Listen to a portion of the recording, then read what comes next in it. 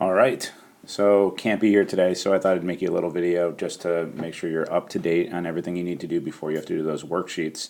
So hopefully you found your way to this page. Clearly you did, because otherwise you wouldn't be watching this video. I wanted you to flip to your notes, so if you don't have your notes out, make sure you take them out. You could always pause the video whenever you need to pause the video. I want to talk about just one of the examples today that should set you up for being successful on the rest of the problems that I'm asking you to do today. And the first thing I want to point out is this diagram right here. For you people that kind of like to see stuff visually versus algebraically, this is really what we're talking about with confidence intervals. So this is a confidence interval, or 20 confidence intervals that were generated for a simulation of trying to determine a true percentage of C fans that are infected. Yeah, I don't really get it. Our book uses some pretty weird examples, but here it is. And what you'll note is that each of these confidence intervals is based around this red dot. That would be your p-hat value. And then the plus or minus the margin of error would be the extension of the little bars off to the top and the bottom. So like on this one, you'll see here's your p-hat, here would be plus your margin of error, and here would be minus your margin of error. And the green line is the true proportion. This would be the true proportion of C fans that are infected. And note that the majority of the confidence intervals overlap that green line. But there are a few. Here's one over here. This one right here does not overlap. That would be a miss. So your p-hat value would have been too high, even with your margin of error, to truly pinpoint the true proportion within the interval. And there's another one right here. There it is. That one also misses on the high side. This one down here misses on the low side. And when we're generating a confidence interval, that confidence percentage is the number of samples out of 100 that would overlap that line. So if you're doing a 95% confidence interval, 95 out of 100 samples would cross over the green line of the true proportion, but you would have some misses. We expect that there's going to be some misses, some samples that are too low or samples that are too high that are going to miss. And again, 95% would be 95 out of 100 of those would actually catch it. You move up to 99%, you get 99 out of 100. Now remember, the reality is if you go to a 99% interval, what happens is your margin of error gets bigger. So these little arms would get extended up and down, which sounds like a great thing, but it also increases the size of the interval. So now you're trying to, you're getting a bigger interval. So you're not, even though you're more sure, you're 99% confident that you're going to hit the true proportion, it's in a larger interval, so you're less likely or less sure of what that value truly is. So if your interval goes from being plus or minus 2% to plus or minus 5%, you've increased from 4% error to 10% error, which is going to be a lot. So you have to balance those two things. And again, that's why we stick with 95 as our most common interval. Okay, you're going to go on to the next problem, read it, because I'm not going to read it all for you, and then we're going to go through the 4 steps together.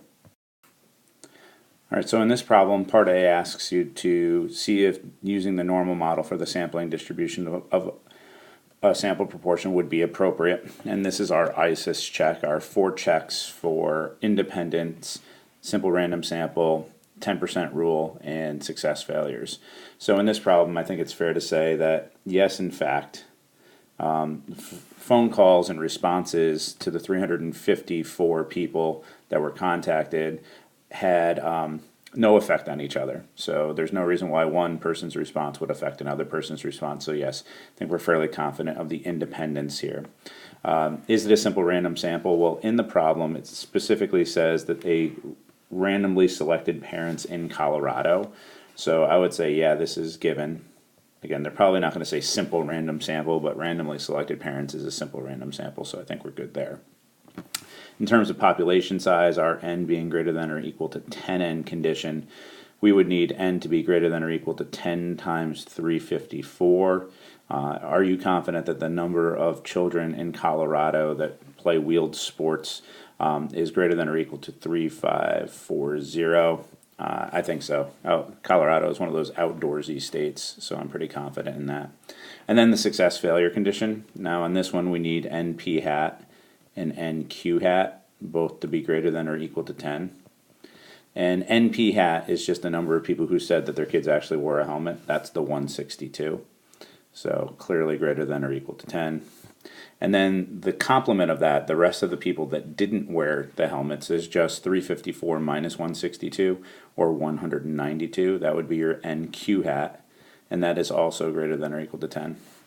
So yeah, part A, we are very confident that we can go ahead using the normal model. We can use Z star to create our interval because all 4 of these are passed. All right, now time to do some of the actual mathematics. So in part B, it asks you to calculate p hat and the standard error of p hat. And remember that p hat is just x over n, your number of successes divided by your total number in your sample. So for us, we have 162 students or kids wearing helmets out of the 354 that were surveyed. And this is a p hat value of 0.4576. So there is our point estimate, 0.4576. That's going to be the center of our interval. And then the error associated with our interval is the standard error of p hat. And we know the formula for that is the square root of p hat times q hat all over n. So substituting our values in, and you're going to have your calculator out to do this, 0.4576 times 1 minus that, 1 minus 0.4576, all over 354. All right, go ahead and put that in your calculator. I'll wait for you. Now, seriously, come on. I know you're not doing it. A couple of you are doing it, yep. Thanks, Ani. Thanks, Abby. All right, so now you got it. So you should have gotten a value of 0.0265. All right, that is your standard error of p hat value. That's your best estimate of the standard deviation. Remember, we don't know p, so we can't generate standard deviation of p hat. We can only generate standard error of p hat. On to our margin of error calculation in part C. Remember, margin of error is just z star, the number of standard errors you want to use, times your standard error of p hat. And for a 95% confidence interval, we are just using z star as 2, and then our standard error from the previous page, 0.0265. So we're going to be going out 2 standard errors away from our p hat value, which is 0.0530, so about 5.3%. So we're saying that we're going to take our p hat value as our best guess estimate of the proportion of kids who wear their helmets, and we're going to add or subtract about 5.3% from that to give us our 95% interval, which is on the next slide.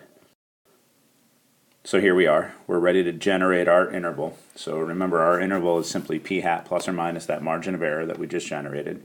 So that's the p hat value of 0.4576 plus or minus z star times the standard error, which we got as 0.0530. And then we're going to write this in interval notation. So 0.4576 minus 0.0530 gives us a value of 0.4064. And then the upper limit, when you add the margin of error, is 0.5106. So there is our interval, and here is how we interpret it. Since this is a 95% confidence interval, we are 95% confident that the true proportion of 5 to 14-year-olds who wear helmets when partaking in wheeled sports in Colorado, so it's a very specific population, it's 5 to 14-year-olds wearing helmets for wheeled sports in Colorado, falls between our values of 0.4064 and 0.5106, and this is based on samples, not sames, samples of size 354. It's very specific to that because the standard error is generated off of that n value of 354, so we have to say that. And there it is. You guys should be ready to go with that worksheet, so make sure you get it done. Thank you very much. I will see you tomorrow.